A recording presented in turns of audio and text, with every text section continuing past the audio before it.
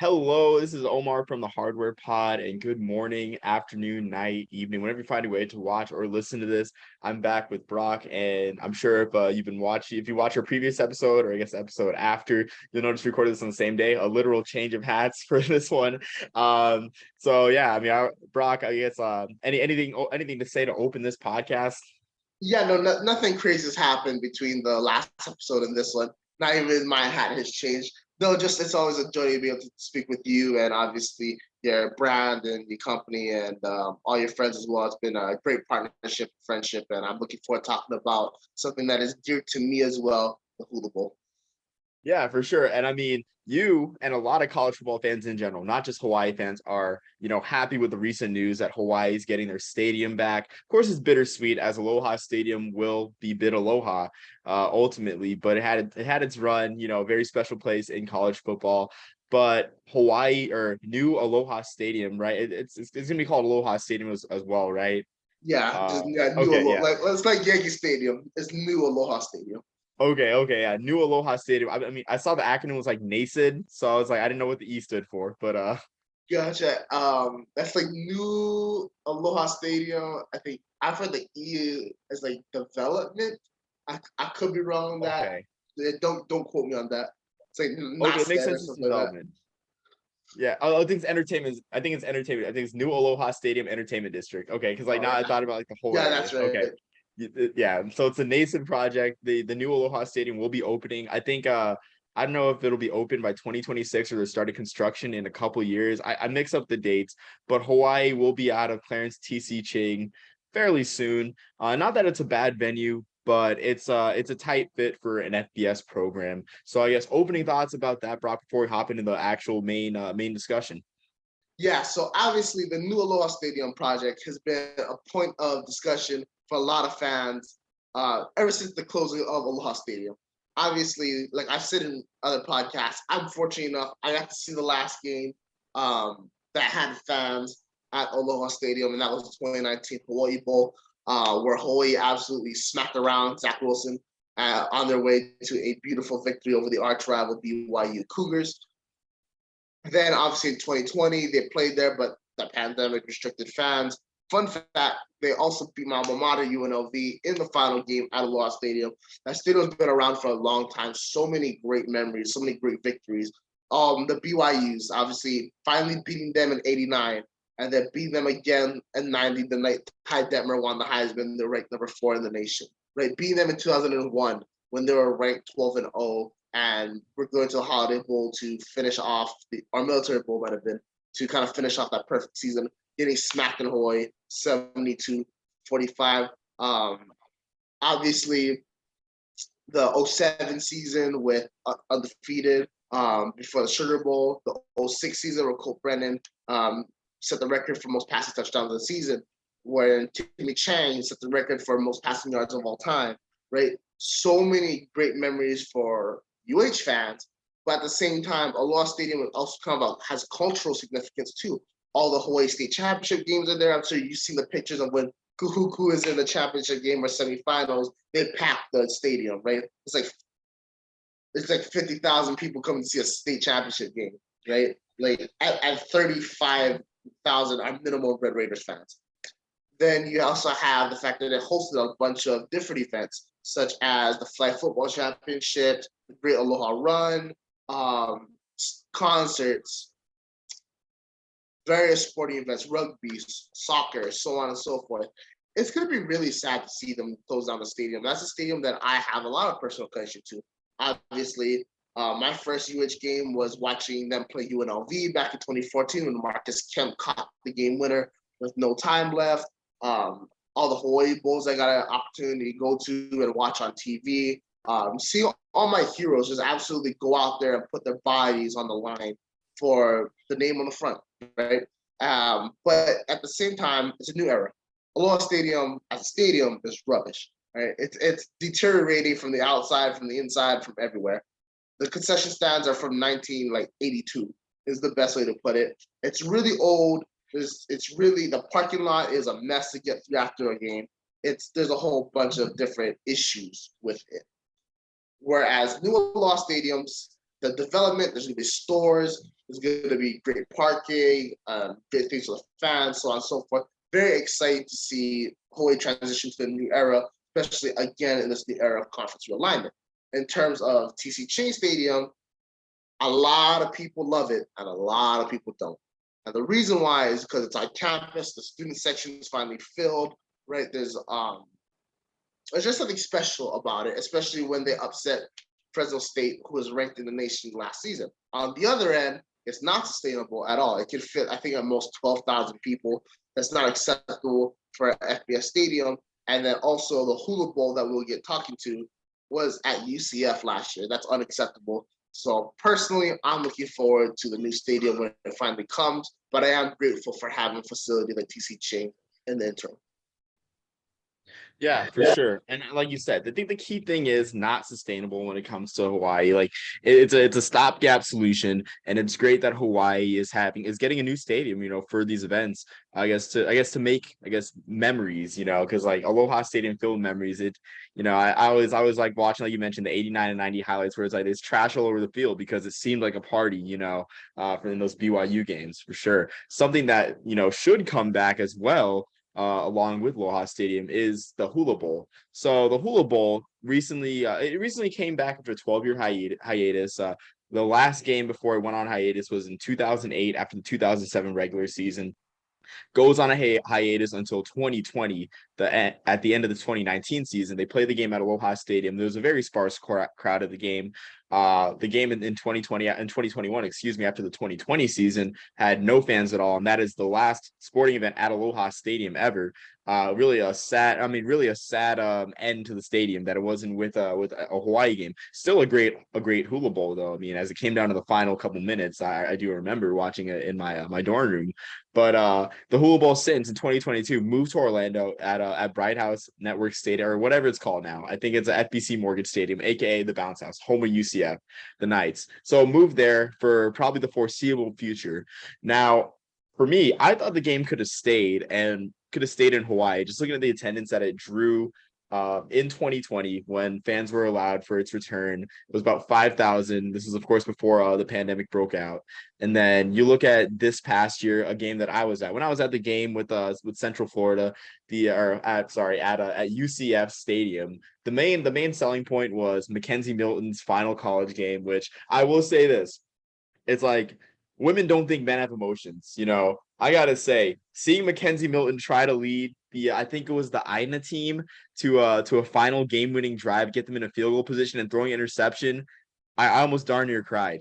That's up there among saddest college football or sports moments in general, along with Derrick Rose's 50-point game after injury with the T-Wolves. But that being said, Mackenzie Milton was the main selling point, and it was quite obvious. He was on the cover of the program. The stadium was loud as Mackenzie Milton came on the field. That was the main selling point. But even then, the end zones had hardly anyone seated there. And it was just really sparsely attended. So it just made me think that the game could have stayed at Ching, which I think the capacity of Ching right now is 10,000, like you said. So yeah, about 10,000. So of course, I guess it's a slam dunk that the Hula Bowl would return to Hawaii, or do you think that travel is, I guess, too much an obstacle for fans, or is the main problem, I guess, with bringing the Hula Bowl back to Hawaii? Is it just fan interest or local fan interest? I mean, yeah. So, well, one, the Hula Bowl should never take place in the mainland. I want to make that very clear, right? It's the reason why it's called the Hula Bowl. Secondly, I just think that how many people are going to want to show out for a postseason college football all-star game when you don't really have that connection to the players?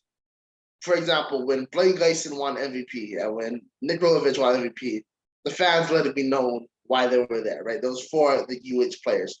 I think, honestly, instead of TCG, I think they should take it back to War Memorial Stadium in Maui for the meantime until Aloha Stadium is finished. And the reason why, it's a bigger venue.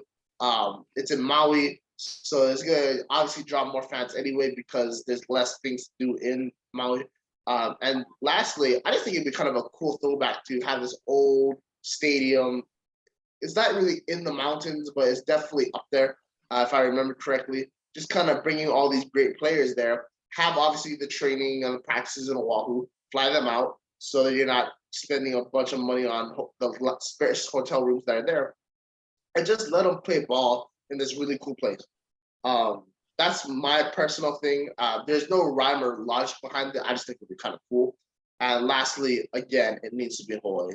There's no reason why a Hula Bowl should take place in Florida. Yeah, I totally agree. And they try to bring past elements of the Hula Bowl. I mean, like I said, Hawaii elements. I know I think Eugene Ford was invited, a couple other Hawaii guys were invited to the game. It just wasn't the same. I know they had Vili the Warrior come and I was sitting in the end zone. When he started playing the drums, and I was like, and when they played the drums and he was doing the dance, I thought it was amazing, but it just didn't feel right. So I mean I agree. I had thought about and I think I've written it and mentioned it before, I guess, about the game being played at War Memorial Stadium, in Maui. But that stadium is older, like you said, and with that comes, I guess, the cosmetic work to have that stadium, I guess, be a thing. But I mean, again, it's an all-star game. It's not well attended. I went to an all-star game, the HBCU Pigskin Showdown in South Central Alabama. The game was played in Marion, and it was played at a high school venue. I mean, the quality of talent was great, but I mean, all-star games, I don't think it requires as much amenities, given it's a college football all-star game.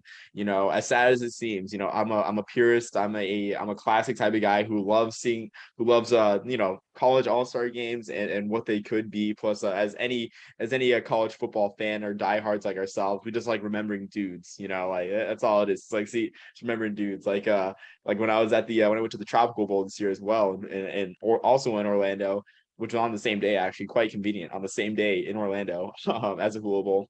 Seeing Drew Plitt sling the ball around, I'm like, man, I was like, I'm gonna tell my kids I saw Drew Plitt, who played in the Arizona Bowl MVP, 2020 Arizona Bowl MVP. It's cool. I'm seeing him right now. But yeah, that being said, I think it just feels wrong. The game's in Orlando, and hopefully the game gets back to Hawaii. I mean, I think attendance will rise as well. With this, I guess, return home and bringing back the Hawaii tie-in as well. But we'll see for sure. I think it's a shame because you mentioned the whole Hawaii aspect. I don't think Cole McDonald got an invite to the 2020 Hula Bowl, or 2020 Hula Bowl, and if he did, he declined it, which would be sad. But it's like that. It's like if the Hula Bowl didn't invite Cole McDonald, then they made just a very huge and grave mistake. Yeah, I don't know the details about that, but I do know he didn't play in it.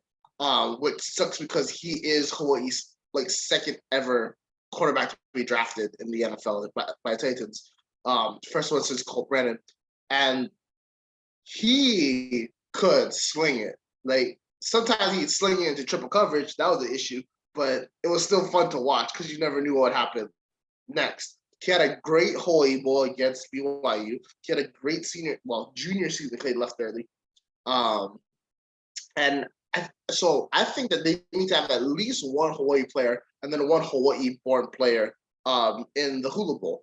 Have them on opposite teams, one on Aina, one on Kai. That all works out with me. But just because of the ties to Hawaii, right? Like for example, I can't remember his first name, but the linebacker from BYU, not BYU, from Boise, Kaniho, right? Like he could be, for example, on Aina, and then you can bring in a quarterback or safety or somebody for Hawaii who's going to be like DJ Parsons, for example, who's a running back for Hawaii. I think has to leave after this year. He's like a super senior, right? He could be on one team, the guy could be on the other, and just kind of have them become not the team captain per se, but kind of the front cover kind of guys, right? Just to kind of get that fan interest again.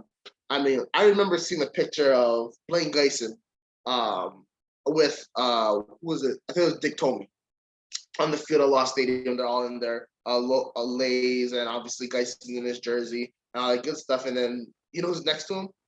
Like Kenny Easley, right? Because Kenny Easley also won MVP on that day. So it's just like it would be just really fun to see Hawaii's top talent go against the top talent in the nation again, and what was supposed to be just a really fun experience for the fans and a really great opportunity for these players to kind of get more tape out there for the NFL. That's kind of what I miss, is that local aspect of the local connections. You can put Vili the Warrior in there. You can put the names Aina and Kai. You can put Mackenzie Milton on the cover, obviously for UCF, but also He's a Mililani graduate. But if you don't have that fan connection, it just loses the luster, I would say, of being the Hula Bowl. Something that is just a lot of people know about, a lot of people care about. Absolutely. And I think with you say that the whole type of field thing, it's like I think if the Hula Bowl does come back to Hawaii, just make it like a Pro Bowl of college football where you play it after the season, or I mean, sorry, not after the season. Obviously, it is after the season, All-Star game, but I mean like the last college football game of the season, well after all the other All-Star games. I know watching the HBCU Legacy Bowl in New Orleans, that game just had like a nice vibe to it. It's like the last college football game of the season. It's in a party city. It had a celebratory nature, seeing those stars at HBCU programs play in the Big Easy, on a nice day in New Orleans, just a nice day in Hawaii, a nice closing celebration of the college football season that was, and that's I think what the Hula Bowl should be and can be at its highest potential. But yeah, like you said, it's almost kind of nothing without this. I mean, while it is a celebration of college football, it's a celebration of Hawaiian football at at its very best. So hopefully come 2026 or whenever the stadium does get ready, that the Hula Bowl is one of the first things to return, because it's just simply not the same out there in Orlando, even though as Jackson likes to say, Orlando is the most magical place on earth, with Disney World being there, Jackson being a huge Disney guy. Yeah. He also thinks Anthony Richardson is a top 5 quarterback in college football. But that's beside the point. Yeah. So yeah, he's a diehard Gears fan. But shout out to Jackson. Hope he's doing good. Hawaii is the home of the Polynesian Football Hall of Fame, right? And the Hula Bowl should be the capstone event of the many sacrifices Polynesian players have made throughout the history of the game. The only bright side is that Hawaii, you really couldn't host the game there last season, obviously because of the stadium, but also Hawaii is like the last nation in terms of restricting or lifting the restrictions, COVID restrictions, right? For good reason, because if there's a pandemic in an island, it can spread around quick due to population density, and also the fact that no one's realistically leaving for other states, so they stay there. Again, attributed population density. They're led by a guy named Rich Miano, who is a phenomenal guy. He is now a commentator for OC16 and UH football. He's a former Hawaii DB, played 10 years in the NFL. Then he came back to Hawaii as a coached there from 99 to 2011. As a coach, he won 3 WAC titles. He won 3 Hawaii Bowls, obviously a member of the team that went to the Sugar Bowl, so on and so forth. He was unceremoniously removed from UH when Norm Child came in and fired the entire staff. A move that I still think was wrong till today. I wanted Miano as the next head coach. Obviously, the 80s thought they knew better than me. Turns out 12-year-old Brock was, more intelligent than those guys. Not the point. Point is that after leaving, he goes to his old high school, Kaiser, wins a state championship over there. I could be wrong, but I think he also upset Kahuku one year. I could be wrong about that, but I do know he did win a state championship. After that, obviously he's the director of the Hula Bowl. So no matter what happens, I do have great faith that he will do everything in his power to get the Hula Bowl back in Hawaii. And that's like the only thing I'm kind of holding on to when it comes to the game. Yeah, for sure. And I forgot about Rich Miano being on the board of directors, whatever it's called, for the Hula Bowl, which, absolutely he will make it happen. I do believe he will. So I'm excited for the future. Both the stadium, it looks like a big time venue. It looks state of the art. It just looks amazing. No offense to Clarence C.C. Ching. I mean, Hawaii should do what they can to maximize the good feelings from this era. It'll be a time that I think the program looks at with an air of uniqueness, honestly. But yeah, so I'm excited for it. Hopefully the Hula Bowl returns and can be what it is. I mean, I will say I'm talking all this mess about the Hula Bowl like being on the mainland, but I mean I did benefit benefit from it. I snuck out and I snuck out on a weekend and booked a cheap Spirit flight from Atlanta to Orlando and was able to see the Hula Bowl. So I mean, that is a blessing indeed. But so thanks to Aloha Stadium for being condemned. Yeah, yeah, right. Yeah, thank you. You know what? I just want to give a great shout out to the Hawaii state government for being incompetent. Therefore, Omar could watch the Hula Bowl. but real talk though, they are incompetent. But that's political. That's for another time. I would like to add that the Hawaii State Senate once said that they had $1.2 million in the bank waiting to pay out Todd Graham. Todd Graham left, never took that money. Where's the money at? Not important. Actually, it's very important, but that's a topic for another time. So I had to bring that up for anyone that's watching. Secondly, is I don't want UH to kind of completely get rid of TC Chain. Honestly, they kind of do like an Arkansas thing where how they play obviously all the games at Fayetteville, and then they go down to Little Rock for 1 or 2 games a year. I think that'd be kind of cool. That way, it's really hard for students to get from the main campus to Aloha Stadium. Right, that's part of the reason why those student sections haven't been filled that much. Whereas in the few opportunities they had in the season, because the first several games was empty because of COVID in 2021, they packed it. I mean, it was packed. So I think it would be kind of cool to have obviously the spring game still at TC Chain. I think it'd be cool to have like 1 or 2 home games a year at TC Chain, just so that there's still that good student engagement, especially games that are not going to pack a lot of the fans. Like maybe one of the early FBS matchups. Like Hawaii always plays not a guaranteed win, but a close to guaranteed win, like week 3, week 4 into the season. I hope that they can kind of still make use of TC Chain, especially since that still is the like main practice area as well. Yeah, for sure. You mentioned that the early FCS games, I mean, given like who they draw, like not huge fan bases. I think this year is Duquesne, Duquesne playing Hawaii, a game like that for sure, which I mean a fun nugget. I remember Phil Steele's college football preview always has the most interesting like nuggets on some of these games, and they said that the game for Duquesne was their first matchup west of the Rocky Mountains since 1948 when they went to Hawaii. So what a trip that was. Let's party like it's 1948 if you're a Dukes fan for that 2018 game.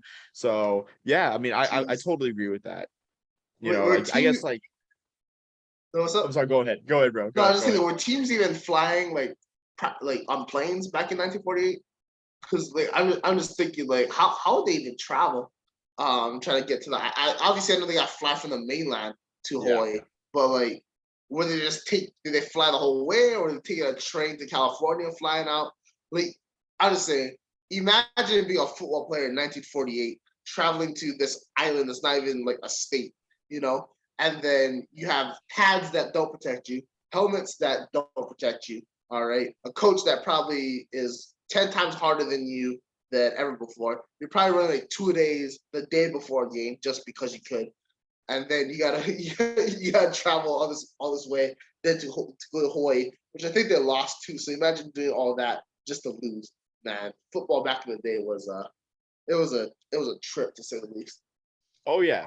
Well, I mean, I will say it wasn't against Hawaii. It was west of the Rockies, so it was I think against San Francisco. So even then, like riding a cross country train from Pittsburgh to San Francisco couldn't have been fun, honestly. Yeah. So with that, so I mean, yeah, like just a quick note there, but yeah, I mean, I think too with like the I guess the size of fan bases of those FCS schools wouldn't be a high demand tier, and there's already the perception that it's going to be a blowout. Like in some cases, if it's a school like Fordham, I guess how many Hawaii fans have heard of Fordham, to say the least. I mean, or even if they've heard of Fordham, like know about the history, of the program with like Vince Lombardi and whatnot, or even then, even if maybe you're a football fan, the only thing you've heard about Fordham is John Skelton, Arizona Cardinals great John Skelton. So, wow, or Chase Edmonds. Heard of, man. Sorry, I should have said Chase Edmonds. Chase Edmonds should have been the first person I thought of instead of John Skelton. I don't know why I defaulted to John Skelton, but yeah, I guess it's just every NFL fan, every guy NFL fan is hardwired to remember at least 10 random backup quarterbacks. It's like you become an NFL fan, you're just hardwired to remember them. So oh yeah, I mean as a Chargers fan, having Philip as the incumbent for so many years, I had the great opportunity of watching the greatest carousel of backup quarterbacks ever. Billy Volek, Clemson legend Charlie Whitehurst, Kellen Clemens 1 year, Geno Smith. Yeah, they signed Geno Smith on April Fools. It wasn't a joke, you know. Drew Brees for a little bit, but that's a different story. So yeah, John Skelton. Good lord, that is painful to think about. Yeah. So I guess with that, we'll leave everyone to do their own backup quarterback research. There's a great channel I follow called Backup Quarterback Highlights, and yeah, I'll just leave it at that. Yeah, backup quarterbacks, they become the best OCs in the NFL. Exactly. And yeah, I guess it's a good note to end on. Brock, do you have anything final to say? Yeah, just want to say a shout out again to Rich Miano. I know he's doing great work. As a commentator, which is working with Hawaii football. He, quite frankly, he got screwed in the coaching carousel search. He removed his name to join Jude Jones. Basically, it's kind of a sure thing that Jones is going to get hired when the whole thing happened. I'm not here to talk about that whole issue. I'm just saying that he kind of got hosed on that again by the university. I really don't like the way University of Hawaii has treated him in the past.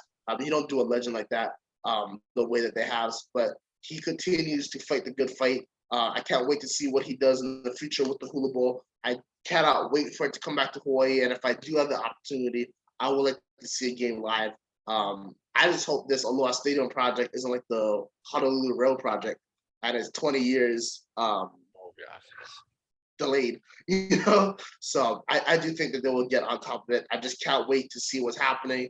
I'm looking forward to this new era in both UH football and Hawaii football in general. Yeah, for sure. I mean, I'm excited too. And, it'll be a long time coming getting a new stadium, even if it's a few years down the road. So with that, everyone, thanks for tuning in or listening. And until next time, everyone, peace, love, and soul.